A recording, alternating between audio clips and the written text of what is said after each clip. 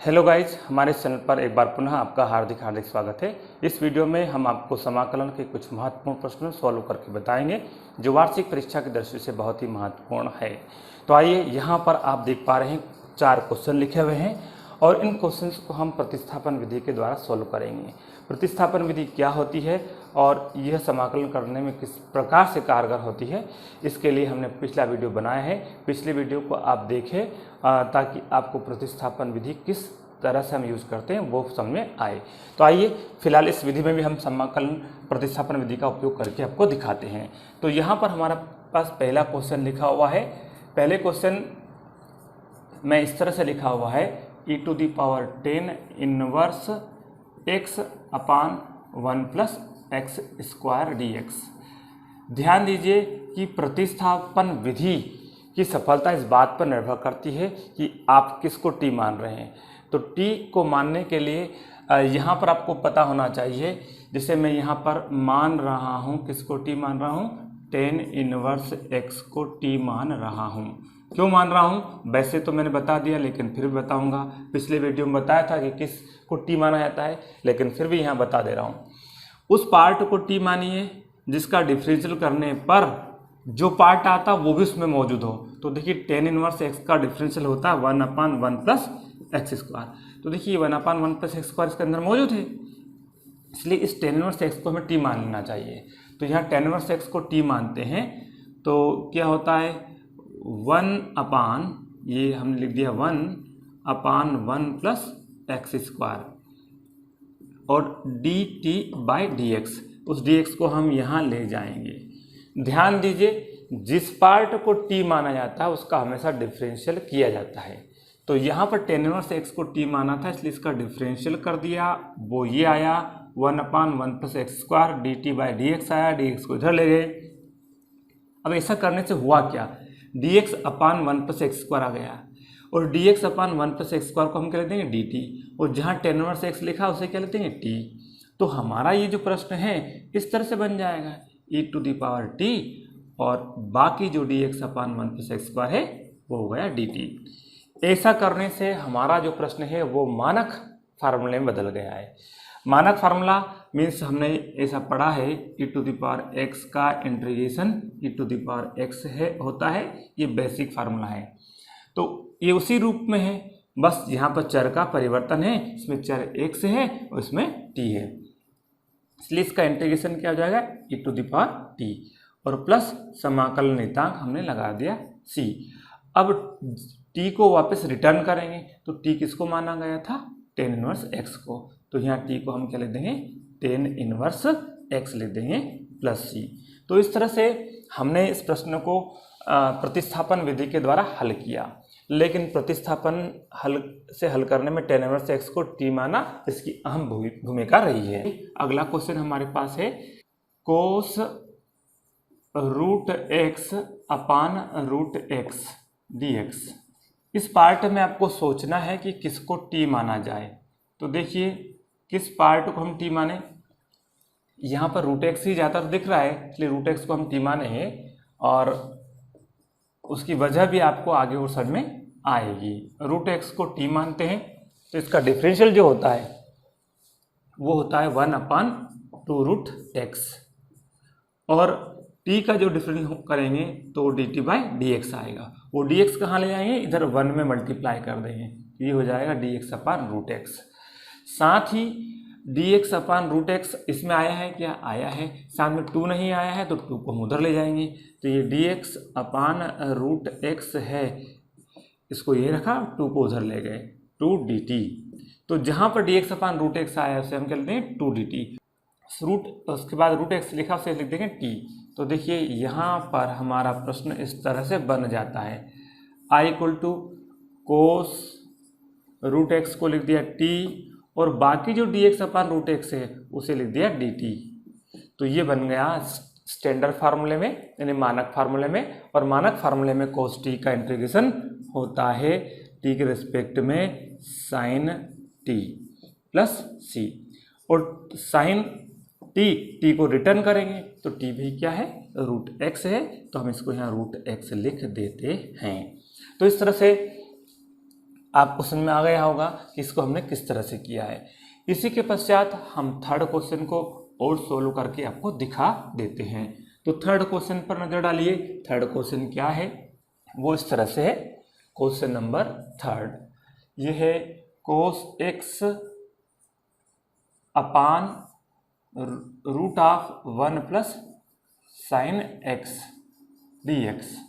इसमें हम क्या करेंगे, 1 प्लस साइन x को t मानेंगे। वैसे साइन x को भी t मान सकते हैं क्योंकि साइन x का डिफरेंशियल क्या होता है, cos x होता है और वो इसमें मौजूद है। उस पार्ट को हमेशा t मानना चाहिए जिसका डिफरेंशियल भी मूल फलन के अंदर मौजूद हो। तो साइन x का डिफरेंशियल cos x होता है, वो इसके अंदर मौजूद है, तो साइन x को t मान सकते हैं। साथ में यदि अचर पद हो तो उसको भी हम t मान साइन के साथ ले लेंगे। तो 1 प्लस साइन x को पूरे को हमने t माना, तो यहाँ लिख देते हैं माना 1 plus sine x equal to t. अब इसका डिफरेंशियल करेंगे तो 1 का डिफरेंशियल 0 और साइन एक्स का हो जाता है कोस एक्स और t का डिफरेंशियल हो जाता है dt बाई dx और वो dx यहाँ पे ले आएंगे। तो देखिए अब हमारे पास कोस एक्स dx है और वो इसके अंदर भी मौजूद है, इसलिए इसको dt लिख देंगे और 1 प्लस साइन एक्स को लिख देंगे t। तो ये हमारा जो प्रश्न हो जाता है dt ये कोस एक्स dx dt और 1 upon root of 1 plus sine x है, उसे हम क्या लिख देंगे t लिख देंगे।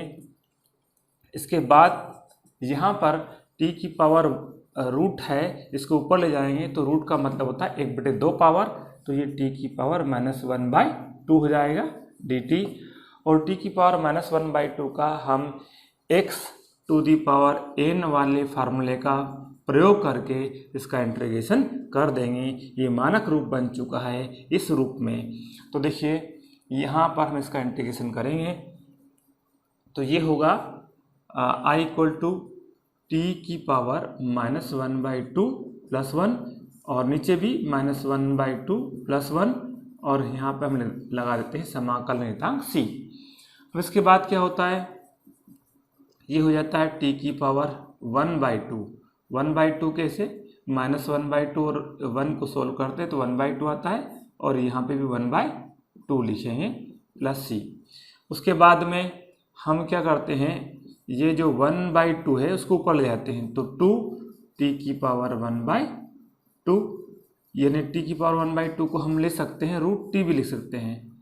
तो ये 1/2 तो ऊपर चला गया और t की पावर 1/2 को रूट t लिख दिया प्लस c लिख दिया। लेकिन एक्चुअल में t है क्या, वो t जो है वो 1 प्लस साइन एक्स है, तो यहाँ पर हम लिख देते हैं 1 plus sine x plus c। तो इस तरह से इसको हमने सोल्व कर दिया है। आइए क्वेश्चन नंबर 4 पर नजर डालिए। क्वेश्चन नंबर 4 जो है उसे देखिए और समझने की कोशिश कीजिए कि इसमें हम किस पार्ट को t मानेंगे ताकि हमारा सवाल आसानी से हल हो जाए। तो ये लीजिए question number 4 e to the power x 1 plus x upon cos square x e to the power x dx। जैसे जैसे आप सवाल करेंगे वैसे वैसे आपको प्रतिस्थापन विधि गहराई से समझ में आती जाएगी। तो यहाँ पर हम x into e to the power x, ये x into e to the power x को t मानेंगे। देखिए t मान लेने से होगा क्या, यहाँ दो फंक्शन का गुणा है और जिस पार्ट को t माना जाता है उसका सबसे पहले डिफरेंशियल किया जाता है, तो इसका डिफरेंशियल करेंगे और ये दो फंक्शन का गुणा है तो पहले फंक्शन को छोड़कर इट मीन्स x को छोड़कर ई टू द पावर x का डिफरेंशियल करेंगे, वो ई टू द पावर x आएगा। फिर प्लस चिन्ह लगाएंगे, अब ई टू पावर x को छोड़कर x का डिफरेंशियल करेंगे तो 1 आएगा, उस 1 को लिखने की आवश्यकता नहीं है। और उसके बाद t का डिफरेंशियल करेंगे तो वो आएगा dt बाय dx आएगा, उस dx को यहाँ लाएंगे मल्टीप्लाई करेंगे, लेकिन उससे पहले हम यहाँ ब्रैकेट लगाएंगे और ये लिख दिया dx। इस पार्ट में आपको कॉमन क्या नज़र आ रहा है, ई टू द पावर x नज़र आ रहा है। ई टू पावर x कॉमन लिया, यहाँ बचेगा x, यहाँ पर बचेगा 1 और ये dx इक्वल टू dt। अब आप देख पा रहे हैं कि ये जो पार्ट है ये हमारे प्रश्न के अंदर मौजूद है, e to power x 1 plus x d x, इसको कह देंगे dt। और जहाँ पर x e x लिखा हुआ है, x e to the power x लिखा उसे t लिखेंगे, वो भी मौजूद है।